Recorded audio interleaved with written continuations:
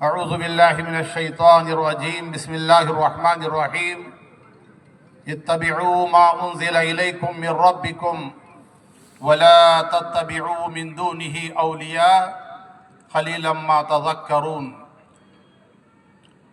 ذی وقار علماء کرام، حاضرین مجلس اور میری مائی بہنوں، آج مجھے آپ حضرات کے آگے بہت مختصر وقت میں جماعت اہل حدیث کی دعوت، جماعت اہل حدیث کی خدمات اور جماعت اہل حدیث کی حقانیت پر کچھ لب کشائی، کچھ گفتگو کرنی ہے۔ حضرات، جو آیت کریمہ میں نے تلاوت کی ہے، یہ آیت کریمہ سورہ اعراف کی ہے۔ اس آیت کریمہ میں اللہ سبحانہ وتعالیٰ نے ارشاد فرمایا، اتبعوا ما انزل الیکم من ربکم۔ یہ اللہ رب العالمین کا حکم ہے سارے مسلمانوں سے، ساری انسانیت سے اور بنی آدم سے۔ اتبعوا ما انزل الیکم من ربکم، لوگوں، تمہارے رب کی جانب سے جو نازل کیا گیا ہے اس کی پیروی کرو، اس کی اتباع کرو۔ عام طور پر جب ہم سنتے ہیں کہ اللہ رب العالمین کی نازل کردہ باتوں پر، کتاب پر عمل کریں اور اس کی اتباع کریں، تو ہمارے ذہن میں یہ بات آتی ہے کہ اللہ رب العالمین کی جانب سے نازل کردہ کتاب قرآن مجید ہے۔ آج میں آپ کو یہ بتانا چاہتا ہوں کہ قرآن مجید اللہ رب العالمین کی جانب سے نازل کردہ کتاب ہے، اس میں کوئی شک نہیں ہے کہ اللہ رب العالمین کی جانب سے یہ منزل اللہ کی نازل کردہ ہے۔ لیکن آج کے اس خطاب میں اس بات کو بھی آپ سن لیں کہ صرف قرآن مجید ہی اللہ رب العالمین نے نازل نہیں کیا ہے، بلکہ پیارے نبی جناب محمد الرسول اللہ صلی اللہ علیہ وسلم نے ارشاد فرمایا، اوتیت القرآن ومثلہ معہ، کہ مجھے قرآن مجید کے ساتھ ساتھ ایک اور کتاب بھی دی گئی ہے۔ اللہ رب العالمین نے قرآن مجید کے ساتھ ایک اور کتاب بھی نازل فرمائی ہے، وہ حدیث ہے، وہ جناب محمد الرسول اللہ صلی اللہ علیہ وسلم کی ارشادات ہیں، نبی کریم صلی اللہ علیہ وسلم کے فرمودات ہیں۔ میرے بھائیوں، جماعت اہل حدیث کی دعوت کتاب و سنت کی دعوت ہے۔ جماعت اہل حدیث کی دعوت وہی دعوت ہے جو دعوت جناب محمد الرسول اللہ صلی اللہ علیہ وسلم نے دی تھی۔ اللہ کے نبی صلی اللہ علیہ وسلم نے ایک مرتبہ صحابہ کرام کی گزارش پر فرمایا تھا، اللہ کے نبی صلی اللہ علیہ وسلم نے ایک مرتبہ ارشاد فرمایا تھا کہ تم میں سے جو میرے بعد زندہ رہیں گے وہ امت میں بہت اختلاف دیکھیں گے۔ اس موقع پر اللہ کے نبی صلی اللہ علیہ وسلم نے اس بات کی تاکید فرمائی، علیکم بسنتی و سنت الخلفاء الراشدین المہدیین عضوا علیہا بالنواجذ۔ تم کو چاہیے کہ اختلاف کے موقع پر میری سنت، خلفاء راشدین کی سنت کو مضبوطی سے پکڑ لیں۔ جماعت اہل حدیث کی دعوت کتاب و سنت کی دعوت ہے۔ یہاں آج کے اس اجلاس میں سب سے پہلے مولانا اختر فہیم صاحب فیضی حفظہ اللہ نے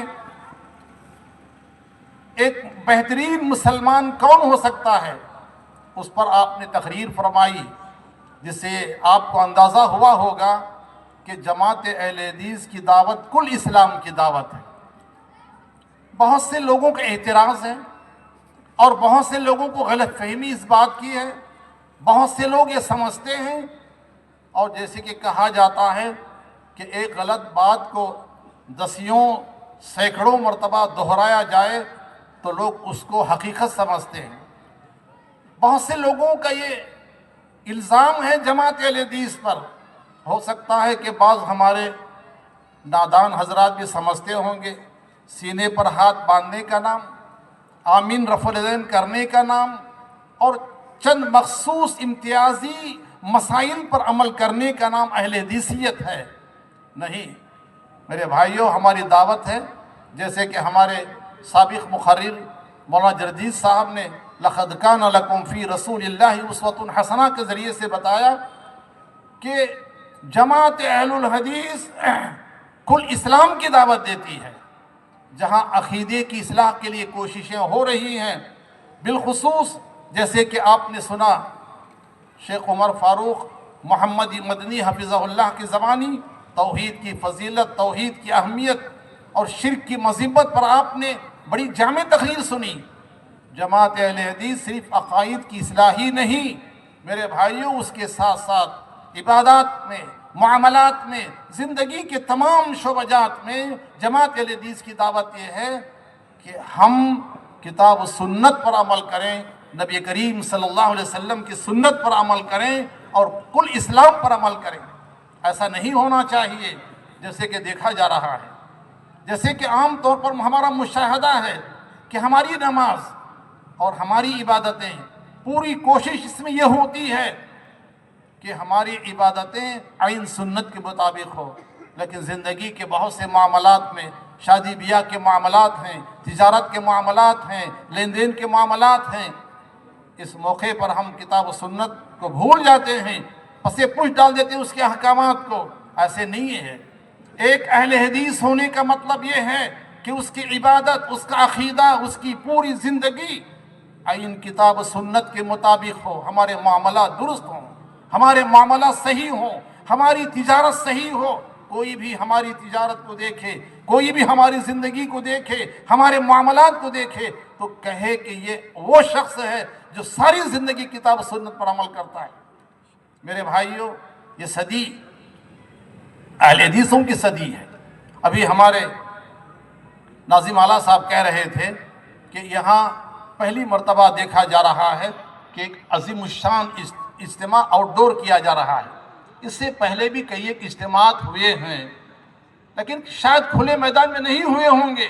لیکن میں آپ کو بتانا چاہتا ہوں کہ ایک وقت تھا کہ جماعت اہل حدیث کی تعداد ہر جگہ مختصر تھی، لیکن آج الحمدللہ جماعت اہل حدیث خوب پھیل رہی ہے اور خوب پھل رہی ہے، اس کی خوب اشاعت ہو رہی ہے. اس کا واحد سبب یہ ہے کہ آج جماعت اہل حدیث کی کوششوں اور محنتوں سے تعلیم یافتہ طبقہ ہر معاملے میں سوال کرتا ہے. اگر کوئی عالم دین تقریر کرے تو یہ سوال کرتا ہے کہ آپ کے پاس جو بات پیش کر رہے ہیں کتاب و سنت سے دلیل کیا ہے، آپ کے پاس نص کیا ہے. میرے بھائیوں، یہ اس بات کی دلیل ہے کہ آج جماعت اہل حدیث کی صدی جماعت اہل حدیث کی ہے. میں اسٹیج پر موجود تمام علماء کرام سے پورے ادب و احترام کے ساتھ اور آپ تمام حاضرین سے پورے ادب و احترام کے ساتھ کہنا چاہتا ہوں کہ ہماری دعوت مثبت انداز میں ہونا چاہیے. مداہنت نہیں، مداہنت اختیار نہیں کرنا ہے، لیکن ہماری اپنی بات کو چیلنج کی شکل میں پیش کرنے کے بجائے، للکار کر پیش کرنے کے بجائے صرف کتاب و سنت کے روشنی میں، کتاب و سنت کے دلائل سے آپ اپنی بات پیش کیجئے اور مثبت انداز میں پیش کیجئے. بہت اچھے ڈائلاگ مکالمے کی شکل میں پیش کیجئے. آج انشاءاللہ دنیا حق، یہ ملک، یہ اسٹیٹ، یہ شہر، ہر گاؤں اور ہر قریے میں لوگ جماعت اہل حدیث کی بات کو، چونکہ ان کے پاس خالص بالکل کھری بات موجود ہے، اس میں کوئی ملاوٹ نہیں ہے، اس میں کوئی آمیزش نہیں ہے، اس میں صرف کتاب و سنت کی بات ہے، سلف صالحین کی بات ہے، صحابہ کرام کی بات ہے. لہٰذا جو بات مثبت انداز میں پیش کی جائے وہ بات قبول کی جا رہی ہے اور بہت جلد لوگ اس کو قبول کریں گے. میرے بھائیوں، اپنی بات کو مختصر کرتے بتانا چاہتا ہوں. لوگ کہتے ہیں کہ جماعت اہل حدیث بہت نئی جماعت ہے. یہ اتنا طویل، اتنا وسیع موضوع ہے کہ اس پر کہنے کے لیے بہت مواد ہے، لیکن میں آپ کو بتانا چاہتا ہوں جناب محمد الرسول اللہ صلی اللہ علیہ وسلم کی بعثت و نبوت کے بعد سے لے کر آج کی صدی تک کوئی دن، کوئی ہفتہ، کوئی مہینہ، کوئی صدی، جماعت اہل حدیث سے خالی نہیں رہی۔ یہ کتاب میں نے لکھی ہے، تاریخ اہل حدیث جنوبی ہند کے گمشدہ اوراق، مولانا بدیع الدین شاہ راشدی رحمہ اللہ کا مضمون اس میں مکمل موجود ہے کہ آپ نے یہ ثابت کیا ہے کہ جناب محمد الرسول اللہ صلی اللہ علیہ وسلم سے لے کر اس 15ویں صدی تک ہر صدی میں، ہر علاقے میں، ہر ملک میں، ہر شہر میں، ہر جگہ الا ماشاء اللہ کتاب و سنت کا نام لینے والے، کتاب و سنت پر عمل کرنے والے، کتاب و سنت کے شیدائی اور اس کی اشاعت کرنے والے ہر صدی میں موجود تھے۔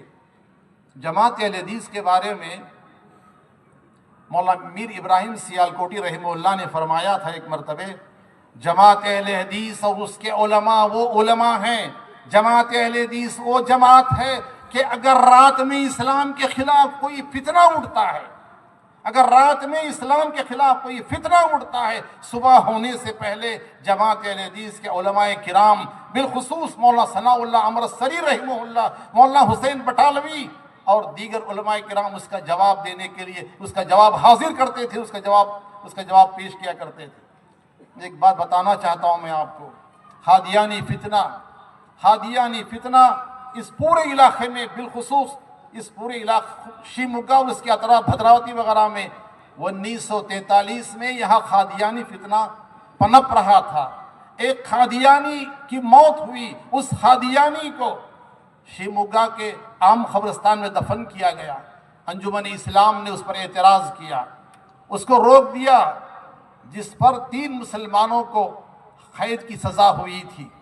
اس موقع پر میرے بھائیوں اس کتاب کے اندر موجود ہے، مولانا ثناء اللہ امرتسری رحمہ اللہ نے 1943 میں شیموگا کے حالات پر ایک مضمون لکھا۔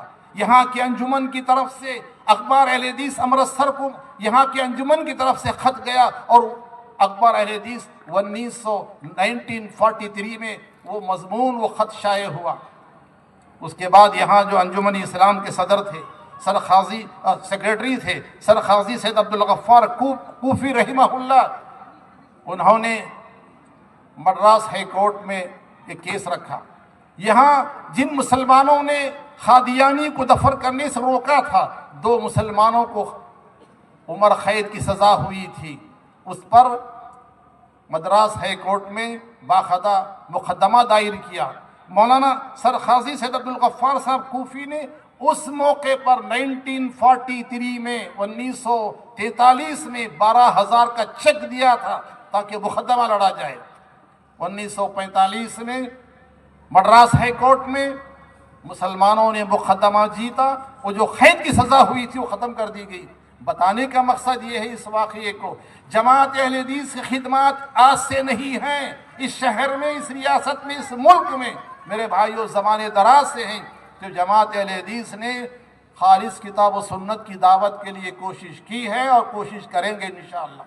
ایک بات کی وضاحت کر کے اپنے اس خطاب کو ختم کر دینا چاہتا ہوں۔ سابق مقرر مولانا جرجیت صاحب نے اپنے خطاب کے دوران میں ایک بات کہی ناظم صاحب سے متعلق، اور یہ بات کچھ نصیحت بھی فرمائی کہ جماعت اختلاف کو چھوڑ کر کے اتحاد و اتفاق کے ساتھ کام کریں، اور کچھ مخالفین بھی ہیں۔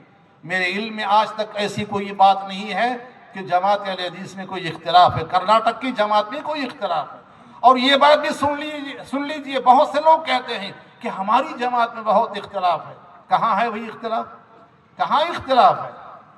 یہ ایسی افواہ ہیں کہ ہر کوئی سنتے ہیں تو بات کو پھیلاتے ہیں کہ جماعت میں اختلاف ہے، جماعت میں اختلاف ہے، جبکہ دوسری جماعتوں کا اختلاف بالکل ظاہر و باہر ہے، سب کے سامنے ہے۔ قتل ہوئے، خوریزی ہوئی، بہت بڑی لڑائیاں ہوئی، اس کے باوجود وہ لوگ نہیں کہتے کہ ہماری جماعت میں اختلاف ہے۔ لیکن ہمارے ایسے بہت سے نادان حضرات ہیں جو کچھ ایسے اختلافات جس کو اختلاف نہیں کرنا چاہیے، جی اس طرح کی باتوں کو لے کر کے جماعت کے تعلق سے کہتے ہیں کہ یہاں بہت اختلاف ہے۔ مسائل میں دلیل کی بنیاد پر اگر آپس میں اختلاف ہوتا ہے تو ظاہر بات ہے کہ آداب اختلاف بھی ہیں، صحابہ کرام کے درمیان میں بھی اختلاف تھے مسائل میں، تو لہٰذا اس کو اختلاف نہیں کہا جاتا۔ الحمدللہ जमीयत अहले हदीस कर्नाटक में कोई इख्तिलाफ नहीं है, पूरी जमात मुत्तहिद और मुत्तफिक है, और आज ये जमात इतनी तरक्की कर रही है। वरना आप देखिए कर्नाटक का हाल ये था कि आप महाराष्ट्र के बॉर्डर पर एक मस्जिद थी छोटी सी कोगनोली, वहाँ से आप आते सीधे आपको मस्जिद रानी बिन्नूर में एक मिलती, रानी बिन्नूर के बाद हरिहर में मस्जिद मिलती, सिरा में मिलती, फिर बेंगलोर में 2 मस्जिदें थीं। और आज अल्हम्दुलिल्लाह लाखों की तादाद में अहले हदीस हैं, हज़ारों की तादाद में हमारी मस्जिदें हैं, और आए दिन अल्हम्दुलिल्लाह जमात तरक्की कर रही है। अल्हम्दुलिल्लाह जमात मुत्तफिक है, मुत्तहिद है। मैं अल्लाह रब्बुल आलमीन से दुआ करता हूँ कि अल्लाह रब्बुल आलमीन इस इत्तिहाद इत्तिफाक को बाकी रखे। सल्लल्लाहु अलैहि नबी व आखिरु दावाना अल्हम्दुलिल्लाहि रब्बिल आलमीन।